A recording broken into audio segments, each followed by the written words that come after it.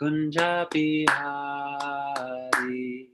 Jaya Radha Madhava, Kunja Bihari, Jaya Gopi Channa Vallabha, Girivaradari, Gopi Channa Vallabha, Girivaradari.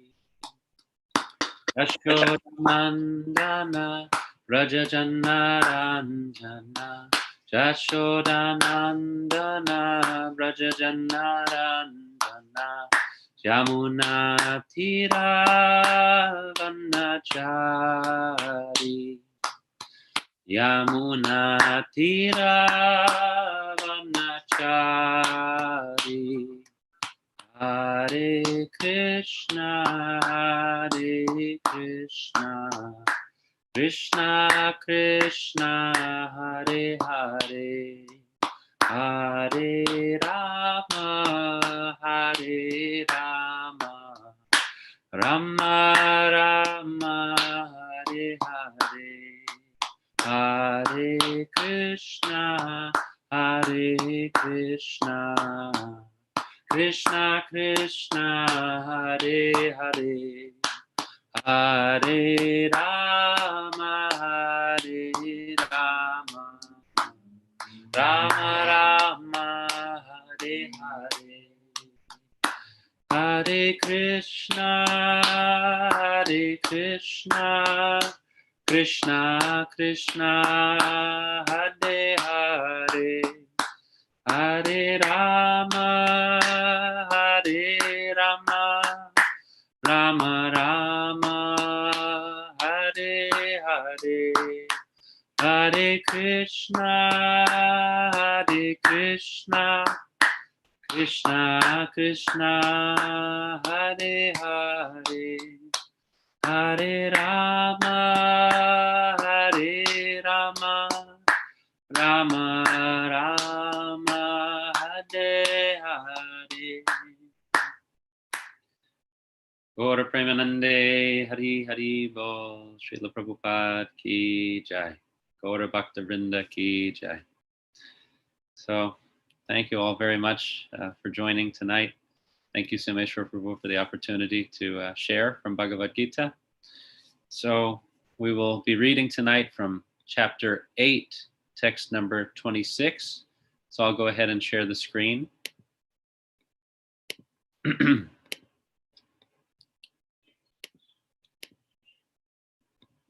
Is everyone able to see? I hope so. Okay. So, thank you. Om Namo Bhagavate Vasudevaya. Om Namo Bhagavate Vasudevaya. Om Namo Bhagavate Vasudevaya.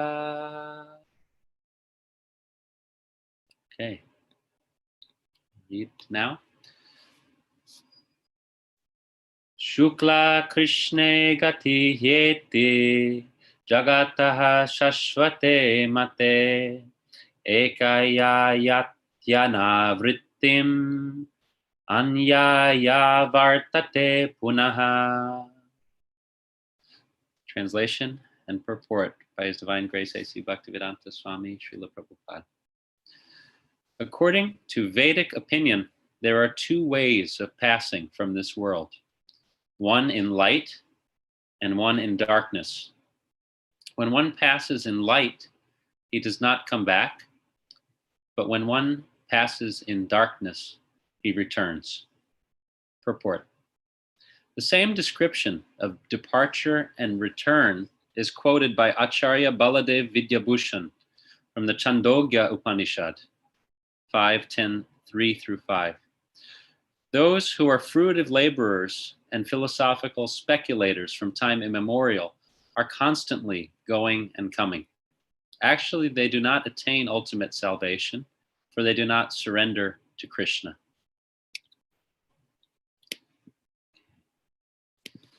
Om Agyanatimirandasya Gyananjana Shalakaya Chakshurun Militam Yena Tasmai Shri Gurave Namaha Shri Chaitanya Manopishtam Stapitam Yena Bhutale Swayam Rupa Kadamayam Dadati Swapadantikam Vandeham Shri Guru Shri Yuta Padakamalam Shri Gurun Vaishnavamscha Shri Rupam Sagrajatam Sahagana Raganatanvitam Tam Sajivam Sadvaitam Savadutam Parijana Sahitam Krishna Chaitanya Devam Shri Radha Krishna Padan Sahagana Lalita Shri Vishakanvitam Scha He Krishna Karuna Sindhu Dinabandhu Jagatpate Gopesha Gopika Kanta Radha Kanta Namostute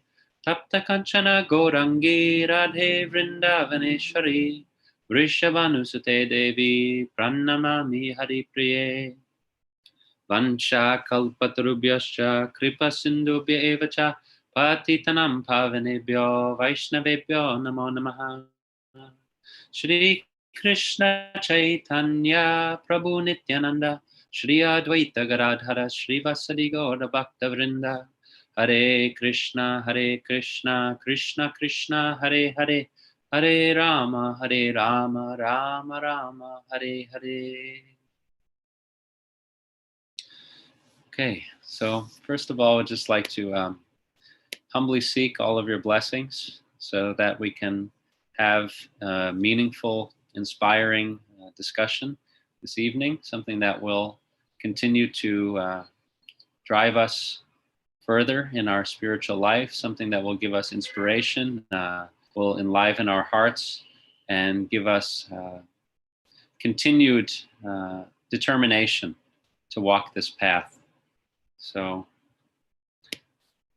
we'll go right ahead now. So this verse, Krishna is explaining how one who leaves this world in light does not return again to this material world, and one who leaves in darkness will eventually come back to this world.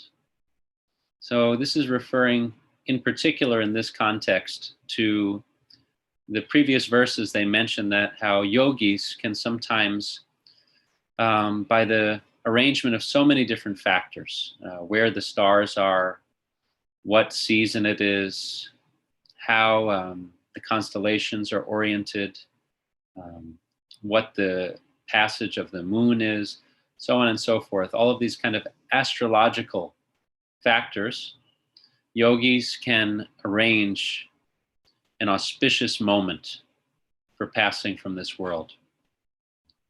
And this is done with the intention of having a higher destination. Depending on the orientation of that particular yogi, it may be to be with the Lord in his abode. It may be to go to a heavenly planet for a high level of material enjoyment. It may be for, but generally speaking, we're talking here about liberation from this material world, not returning again. So one who lives in darkness, so this refers also to some of these astrological arrangements, but we can also kind of zoom out and see that this applies to one's state of being, one's state of mind and consciousness, orientation at the time of death. Of course, we know we have the mode of ignorance, tamaguna, which is also described as the mode of darkness. So surely if one is leaving this world in the state of tamas, then the destination will correspond, will not be necessarily a high destination. However, if one leaves the world with more light, more goodness, more sattva, then that will be a high destination.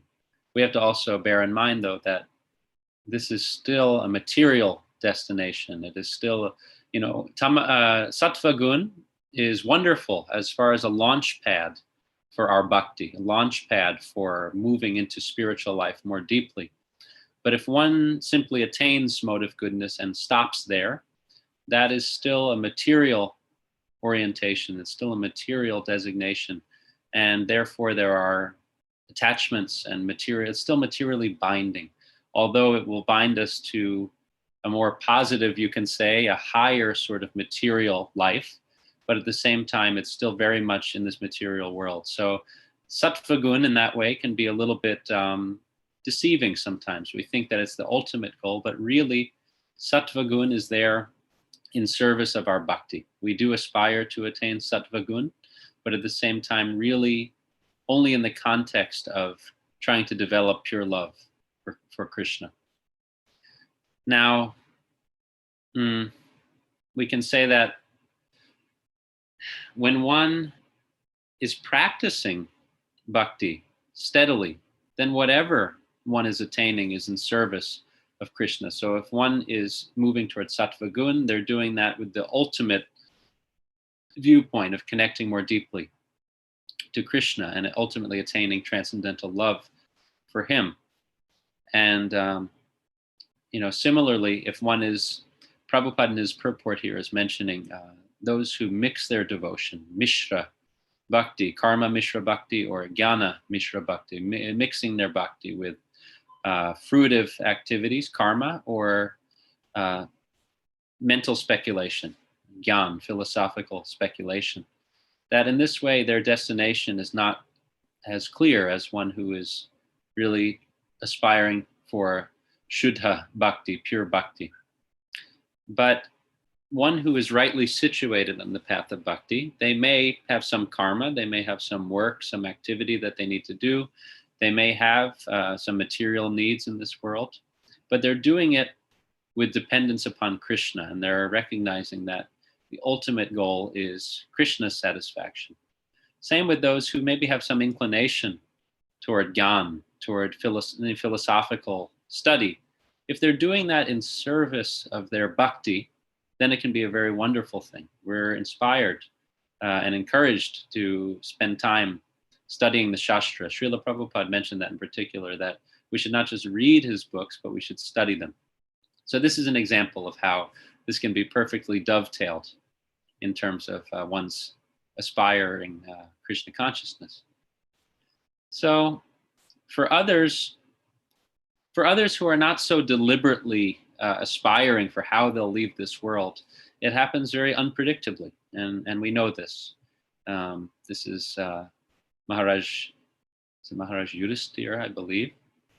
The question is asked. Sorry, Mataji? You had the name? Sorry. Okay, so Maharaj Yudhisthira, I believe, is asked, what is the most wonderful thing in this world? Meaning, what's the most incredible thing in this world? And that is that constantly people are passing away from this world. They're leaving their bodies. And yet somehow or other, even though we see this around us all the time, we think that it won't happen to us. There's something within us, some denial that somehow we think that it won't happen to us. And Srila Prabhupada gave a very powerful instruction, an example of this when he was actually in his final pastimes leaving this world. One of the remarks that he made to his disciples was, don't think that this won't happen to you. So it's a very sobering point, but also we see this. We see that death comes unpredictably. And therefore it can be auspicious or inauspicious. If we don't have the ability like yogis to determine just the perfect astrological circumstance and moment, then it can happen in an auspicious way or an inauspicious way. So how do we navigate that? How do we strive to ensure that our departure is auspicious? So I'll briefly share a few verses here to elucidate this point. So of course, death is a reality for any embodied being in this material world. The material body will always dwindle and eventually pass away.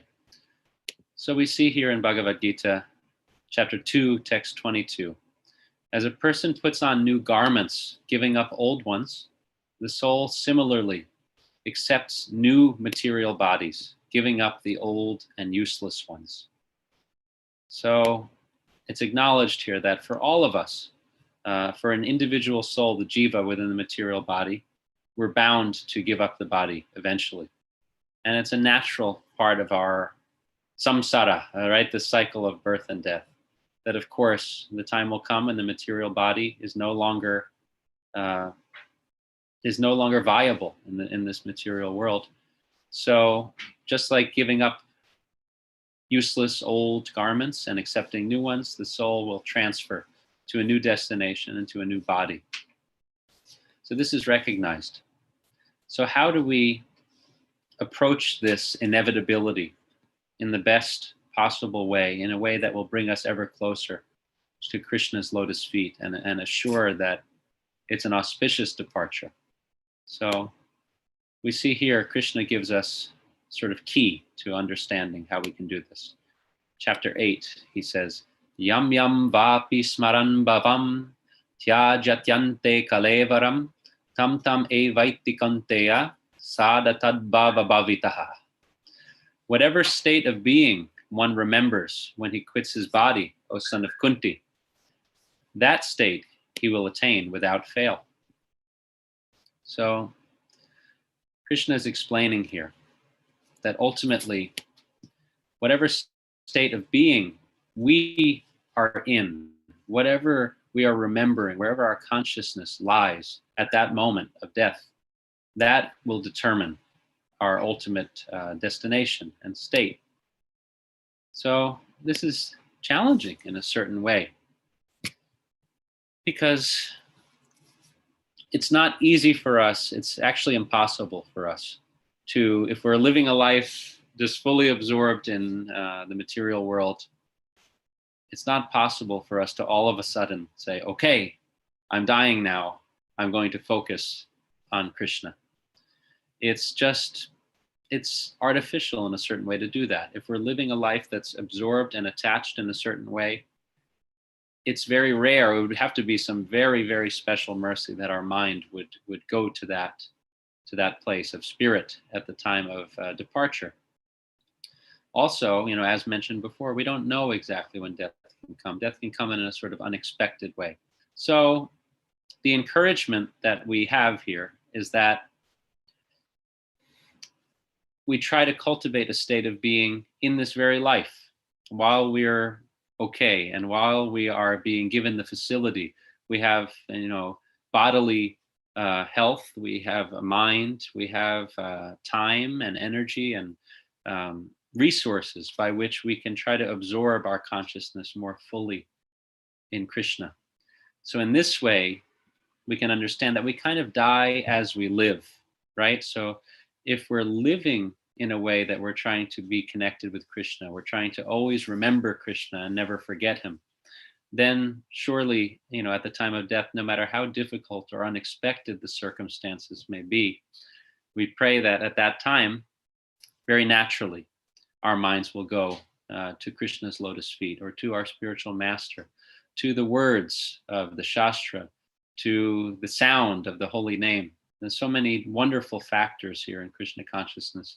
And if any devotee becomes attached to even one of these 9 principal limbs of bhakti, then in that way their life can be perfect. They can be absorbed very genuinely. So whatever state of being, that is the state of being that we will attain at the time of death. So in this sense, we can understand that death, we hear many devotees share that death is like a final exam. And that's true. It's the culmination of the type of life that we've led. So I can just speak a tiny bit from personal experience here. For work, I work as a chaplain, hospital chaplain.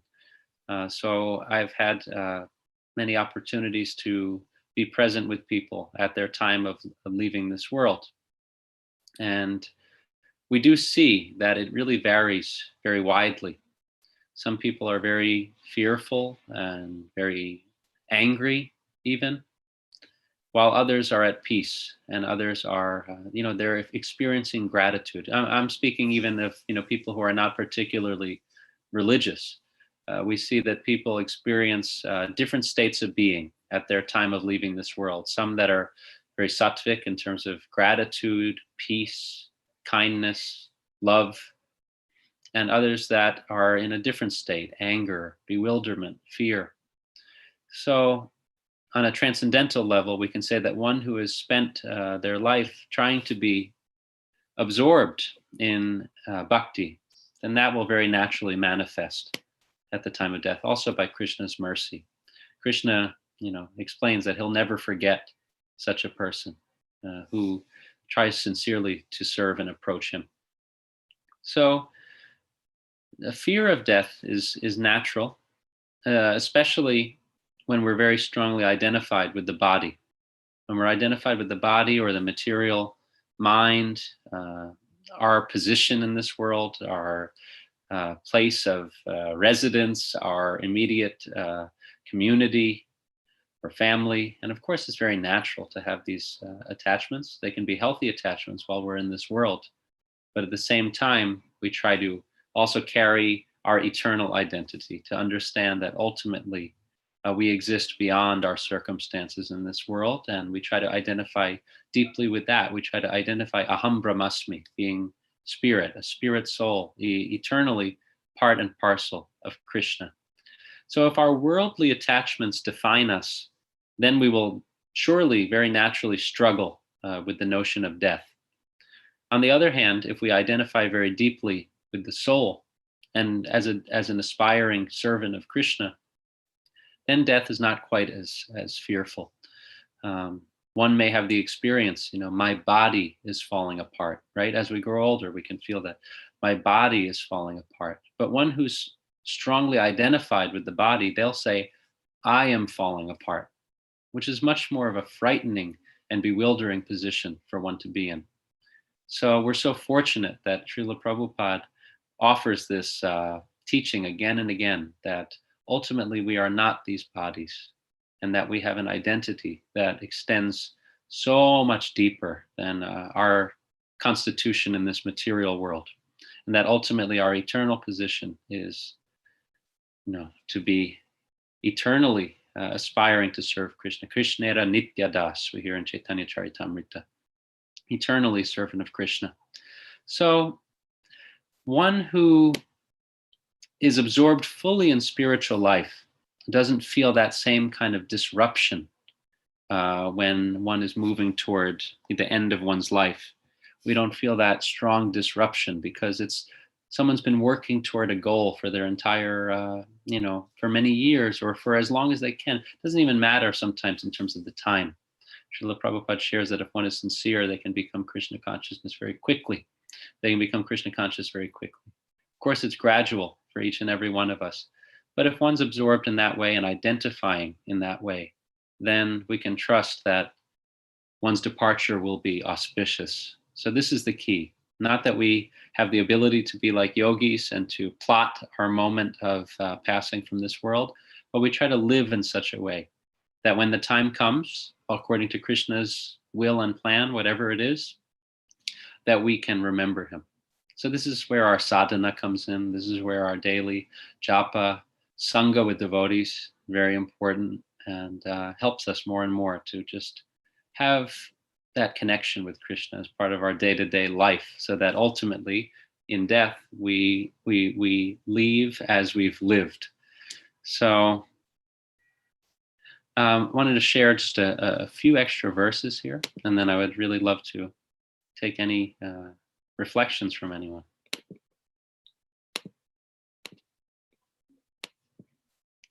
So this is a very special understanding that we find in Srimad Bhagavatam, 11th canto, that explains what is it like for a spiritually advanced person to leave the body. Because of course, everyone who's here in this material world, even if they're very spiritually advanced, they have the experience of departing from this world.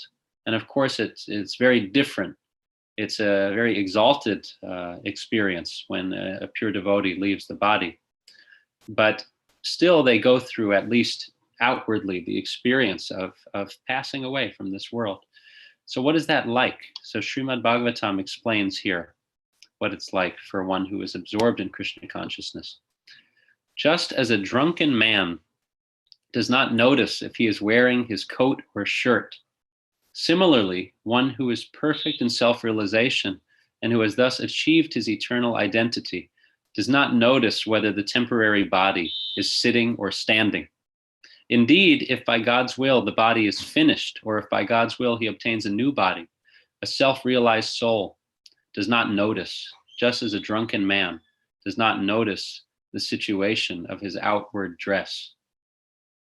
So there's some interesting, it's almost humorous, this verse. We think of that example of an intoxicated person not being aware of what they're even wearing. But also, it's very profound to think that one who is spiritually intoxicated, one who's absorbed in the ecstasy or the love of one's relationship with Krishna and one's bhakti, one's devotional service, then at that time, one is already existing on a spiritual platform. At the level of pure devotion, one is already existing on the spiritual platform, even if they're here in this material world. So the transition for them is not such a stark transition as it might be for one who has many attachments in this world. For them, it's like, oh, am I in this world? Am I not in this world? It practically makes no difference. So this is a wonderful insight from Srimad Bhagavatam. And finally, just wanted to share one other insight, that even those who are fearful of death in this world, or those who have many material attachments, it's also a way of meeting Krishna. This shows how Krishna is so merciful, regardless of our orientation, our consciousness. So this is from the preface of Nectar of Devotion. And Srila Prabhupada has this wonderful passage here, so I just wanted to share this. Let me find this. For example,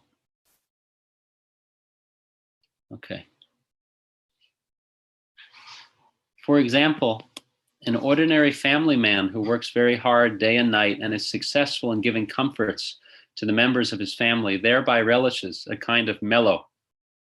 But his whole advancement of material happiness immediately terminates along with his body as soon as his life is over.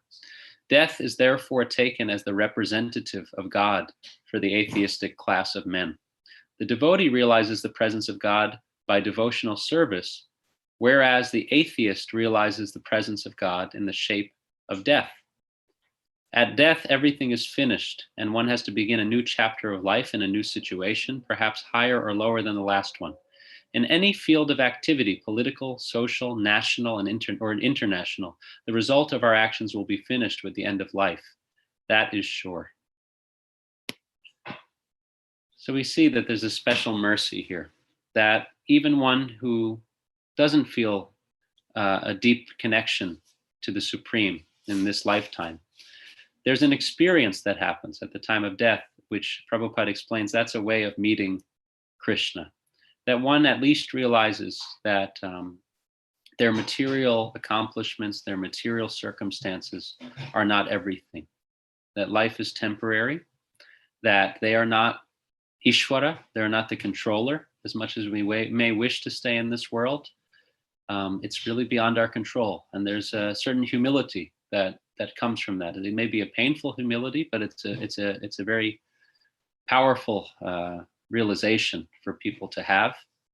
And also, by some good fortune, many people at the time of death, they also start to look toward the eternal.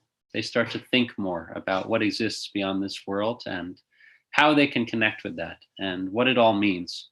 So Krishna is present in a very merciful way also, even for those who are not necessarily on a devotional path. He appears to them in this way. So these are just some thoughts. We're so fortunate to have a way that we can live so that our departure will be in the light, as this verse says.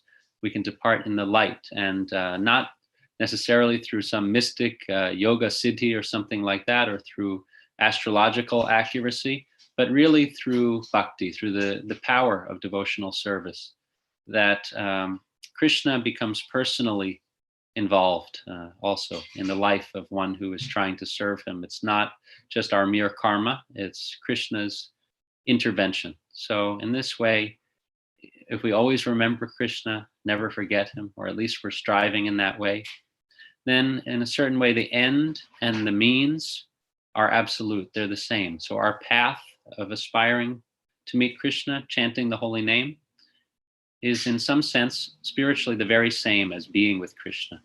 So if we're living in this way during our life, then this is a wonderful assurance that when the time comes, we will similarly stay connected with Krishna. So thank you so much. All glories to Srila Prabhupada. And just want to open it up. If anyone has any thoughts, questions, reflections. Hare Krishna.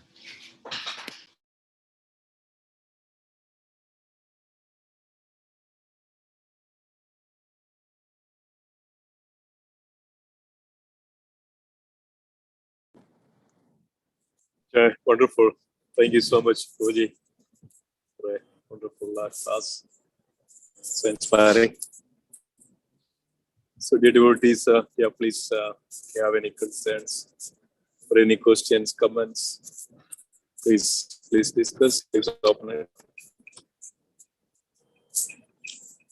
Hare Krishna, Dinabandhu Prabhu, Dandavat Pranam, all glories to Srila Prabhupada. So good to hear. It was beautiful, beautiful class. I've never heard from you before. So thoroughly, you explained everything so well. And just wanted to say that Prabhupada has just given us so much hope. I hear from these classes again and again that, yes, like Madhupati Prabhu was also saying yesterday, we need not worry, like how a devotee, need not worry how we are going to live, because Krishna will take care of us. So it gives us so much hope that, if we are constantly indulging in like chanting, devotional service, then our end will be taken care of. Because it's, again, the fear is there, because you are living in a material world. So the fear is always there that, like you think, maybe, I won't be able to remember Krishna at the time of death. But by listening to these classes and lectures, it gives me so much hope, so thank you so much. Thank you for a wonderful, wonderful class. Looking forward to hearing from you again. Hare Krishna. Thank you so much, Sachimata Mataji. Thank you for your comments too. Yes, about that fear is very real of, living in this material world and not knowing what will happen.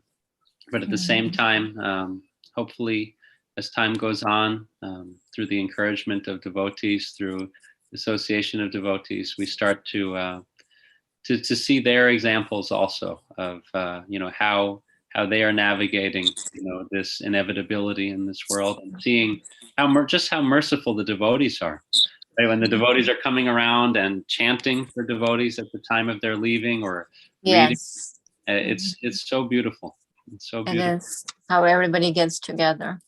And another thing is just like Krishna in the Bhagavad Gita, it says over and over again that just do your part. Do not worry about the fruits of the labor. So when you follow whatever Prabhupada has told you, whatever is Krishna's, like Prabhupada has said everything that Krishna wants us to do. So if we do that, then we should not worry about the fruits of all this, right? We should just leave it in Krishna's hands, that if we are following the instructions of Prabhupada and Krishna, then he will take care of us, So again, it's so much hope. There's so much hope. And until and unless there's hope, that fear, we will spend our entire lives just in a fearful state that, okay, what will happen at the end? Or will I be able? That worry will always be there. But now with all this, that worry is not there, because, you feel like Krishna will take care of you. So let's just follow what he has asked us to do. instead of worrying again, like about the fruits of the labor. I'm just putting it in that way. I don't know if it's right or no, but just do what you are supposed to do. So Thank you, just, just wanted to share that. Thank you, Prabhuji. No, that's perfect. That's perfect. And what you said, I just wanted to briefly mention what you said also brought to mind for me that in Bhagavad Gita, Krishna explains how one who does not, perfectly, complete their path of bhakti, one who does not fully, come to the state of love of God, that even they will be given facility to continue from where they left off. So there's so much mercy there, and even if of course our aspiration is to try to go back to Godhead at the end of this very life, but at the same time, Krishna is so merciful that even if somehow we don't quite reach that state, we're given so much facility to continue from that point. We don't start from zero ever. And that's so powerful. And that it's only a matter of time. Once we're on the path, it's really only a matter of time.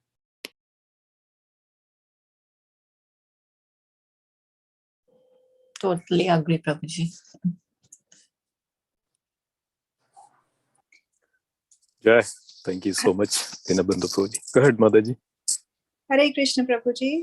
Dandavat Pranam, all glories to Srila Prabhupada. Very nice class. As I learn more, I get peace that, okay, it will be fine at the end. So it's good. I have a question. If at all, what happens, and I think we may have discussed this before, but I just want to understand it better. What happens to the soul once it leaves the body? Does it go to another planet or does it get the result right away, or is it around for a few days? Or because I hear, like people telling that, no, the soul is around, he or she's watching around you, like watching over you. So don't worry, this, that. So what is the truth? Is it like, I know it stays for 11 days, but there are certain, I don't know, I get mixed information from everywhere. So Yeah, it's a wonderful question. Thank you, Mataji. Thank you. Yeah. Well, I can share a few points. I don't feel totally qualified. I think also Simheshwar Prabhu will be able to speak nicely about this, because Srimad Bhagavatam does detail quite vividly the journey of the soul.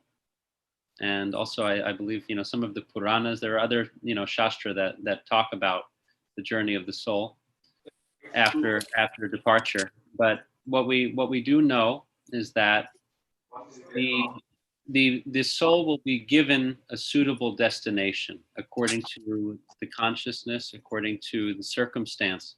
And so in a certain way, according to one's consciousness, they may be given another body to continue on their path, in this material world, or in some unfortunate circumstances, they may be given, a body that kind of mirrors, some attachments that they have, things like that. But ultimately, this is all for kind of them to continue their journey according to their consciousness. Now, for a soul that is actually passing from this world, it will make a journey. It will make a journey through different realms, and it depends on one's. For a devotee, it's very different. For a devotee, it's very different because Krishna personally has involvement and representatives facilitating the journey of that soul. But my understanding, and I would like to hear from Someshwar Prabhu, my understanding is that the soul does remain for some period of time. Also, that corresponds with what attachments that soul may still have in this world. But ultimately, the soul will pass from this world into a different realm. And you asked about one's ability to kind of watch over us or be with us in this life after they pass from this world. My understanding is that also corresponds with one's level of spiritual advancement. Like Srila Prabhupada, yes, we can say that he passed from this world and he is in he's in Krishna's abode. But at the same time, Srila Prabhupada also mentioned that he will personally be present with all of his disciples until they all attain the highest goal. So in this way, we can have well-wishers in the form of advanced devotees who have passed from this world, but at the same time, it's to be understood that they're also existing apart from it all as part of Krishna's pastimes. I would like to hear from Someshwar Prabhu. Yeah, Thank you. Nicely explained. Yes, that's true. I mean, there is a Puran called Garuda Puran. The Garuda Puran and Skanda Puran, and there are a few other scriptures mention that how a soul passes from the time of death. The Garuda Puran mentioned that up to 24 hours, the soul is very close to the body. Up to 24 hours. That's why in many scriptures or many other beliefs, the 24 hours is very important, that you need to cremate, 24 hours, within 24 hours. Then 1 to 3 days. That means after 24 hours, up to 3 days, it is mentioned that soul doesn't live and it'll be there in the nearby water or nearby places. Somewhere there, it will be there. Still, it won't live. Then that's why it is mentioned that even we should, cremate the body within 3 days maximum. Nowadays, people keep the body for longer time. That's not good. Then 3 to 9 days. That means 3 to 10 days that we call it as. 3 to 10 days, the soul then goes on the directions of the wind. Whatever the directions of the wind at that time, that direction it goes. That means it goes. Then the 11th day, or up, depends on that soul's karma and the sinful activities. As long as he is so attached, he does not want to leave because he has so much bondage. He has so much attachment to his family members. That's why he is, clinging. He is hanging, around because he has so much of attachment to his family, and he cannot simply leave. So, but he doesn't have any other option. He has to leave by certain days. So 3 to 10 days, he will go in the directions. And then that's the time actually they finally leave this earthly planet.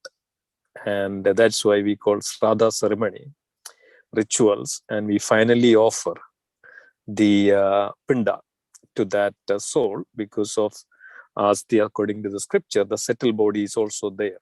And when we offer the prasada, which is offered to the Lord and feed brahmanas, then their settled body can get purified. So that this is the reason behind all those. So then the question is now whether devotee goes or how who goes where, right? So for a non-devotee, when the Yamadutas comes, so they capture the soul along with the settled body, and then they take to the lower planetary system. That is called the Patala Lokas. That is the hellish planets. There are 28 hells. And it goes there, and then according to their bad karma reactions, they suffer there. And then after that, according to their good karma, they come out from there and they go back to the heavenly planets. And then they wander into the heavenly planets for according to the, whatever the time they are allotted. Then if what is their consciousness at the last moment, if they are animalistic, if they are, whatever the cruelty or something like that. So then they take birth again into this material world again with that consciousness. And then they further continues, and in 8.4 billion species of life, they continue like that, right? So this is what it is. So when the Yamadutas comes and capture, and this is the case. But when Vishnu Dudas comes, for the devotees, those who have wear the Kandhimala, those who chanted the holy name, in the midst of the holy name, they have at least some relationship with the holy name. There, the Yamadutas cannot enter in such places. And when the devotee chanted the holy name or Kandhimala or Tulasi and the Tilak and all, there, this is the agreement between the Yamadutas and the Vishnudutas. And Yamaraj already mentioned Yamadudas. This is the pastimes and discussion between Ajamala. When the Yamadudas comes and capture the soul of Ajamala, then Vishnu Dudas come because of at the time of death, Ajamala even unknowingly chanted the holy name of Narayana. He was trying to call his son, but Ajamala called Narayana. Then all of a sudden Vishnu Dudas appeared. So anywhere the Narayana, the holy name, the devotees chant, the Tilak and the Gandhimala, their Yamadudas cannot enter. Their Vishnu Dudas comes. And then Vishnu Dudas actually take the soul, liberate them, and depends on their consciousness, and they attain various other higher planetary system, and eventually they further, enter into the abode of Lord Vishnu, Vaikuntha. And this is the way, this is the verdict of Garuda Purana. Is it clear? I mean, there are many other people say many other things, but this is basically it is. I mean, according to what I heard, I have a book, and we have this, we do the Sraddha ceremony, and this is in the mind. And when we offer the Sraddha, so the further continues, and this is the first that the day that then every month people usually do the Sraddha ceremony. That means up to 12 months they do the Sraddha ceremony, and the first year is very important. First year, the first death anniversary is very important. That is a final Pinda ceremony performs, and on that day, and this is for the non-devotees basically. So on that day, and it's mentioned that when we offer this Pinda to the Brahmanas, to the devotees, then eventually this the soul who passes, and he get purification, and he finally get a human birth. See that? He finally get a few human birth. Even when we do that, then he can take birth again into this material world as a human. That's why many times, we do this Sraddha ceremony, Pinda ceremony, and feeding the Brahmanas, and then finally 1 year passes, then they also get a chance to get the birth again. And other is actually mentioned, and it depends on these days and the night. And some people goes to the moon planet, because even if they go to the moon planet, they stay there for 4 to 6 months and things like that. Then they move. It depends actually. It depends upon how much degree of sins and the karma and the bad karma all we have. Depends on that. It moves from the one planet to another. So pious activity is always good. So it goes to the higher planet. That's called Purogati or Gati. And then those who are sinful, they get Adhogati. That means Adha means lower planetary. Purogati means in the higher planetary, or Gati means ultimate Gati means they get finally the abode of Vaikuntha, that liberation.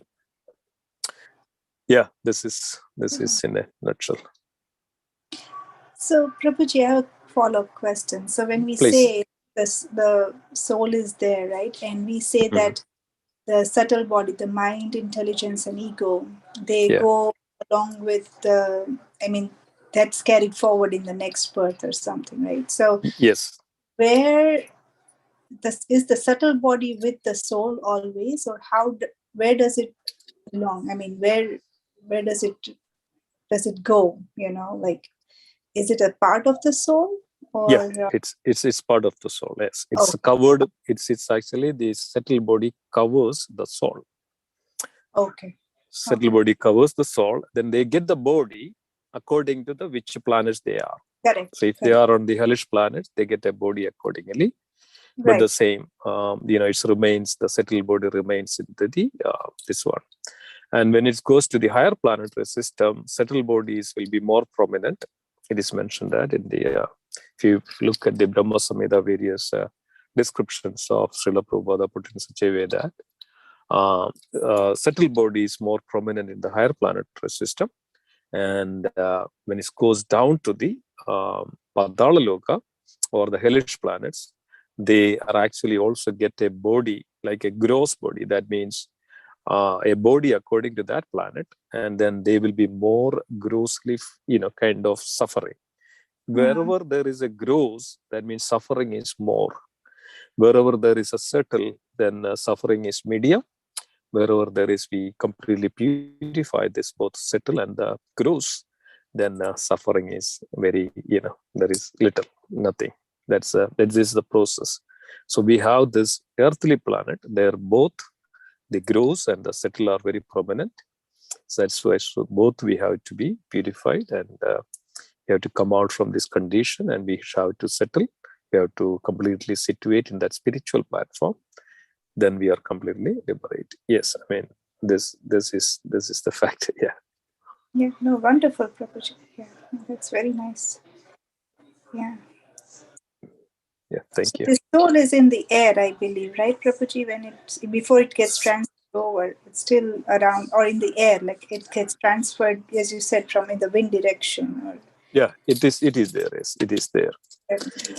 That's why sometimes we know that we explained this many times, like, the ghost or gobblers and all those, what they are doing is actually, yes, they don't leave, they will be wandering around. So they are, somewhere on the tree, like, that many times we say that, oh, they are in the tree. Sometimes they say that, oh, they are in the water, in this lake, in this ocean, or this, pond of water. I mean, some people don't go nearby that. They're so afraid. Some people says that, oh, they are into this, places, various places. Why? Because of they wander around, they sit there, and they were there, and they can create some kind of havoc.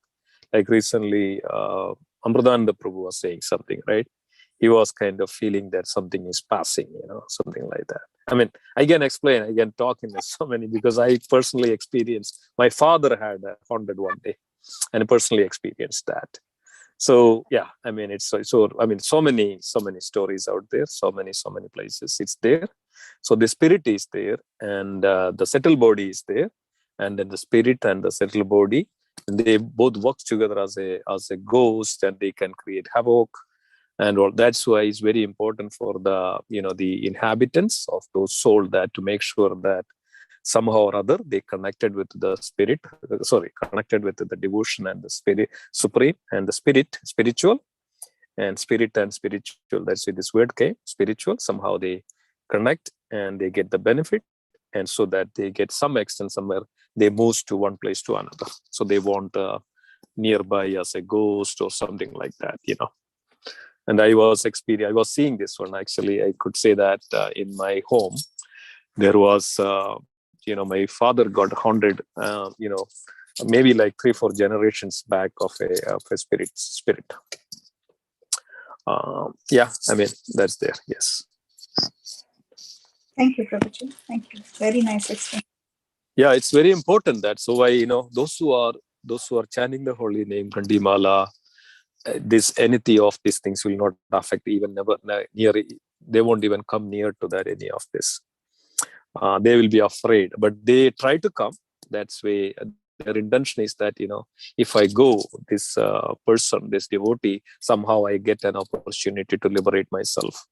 So that's why, temple and all, the one reason for we are blowing the conch, that means blowing away all the evil spirit. I mean, many times Jagannath Radhayatra, we put the water on the wheels after the Radhayatra. The reason for that, they all will come somehow or the other, they touch or connect, so they get the liberation. So yeah, so main thing is actually when they chant the holy name to them, for them, or behalf of them, they will all get benefited. They will all, get liberated. That's why even we can pray for our forefathers, ancestors, whoever it is.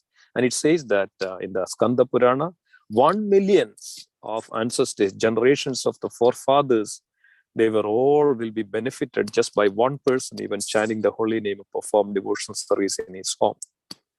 That, that much important it is, that much wonderful it is. Thank you, Prabhuji. Okay.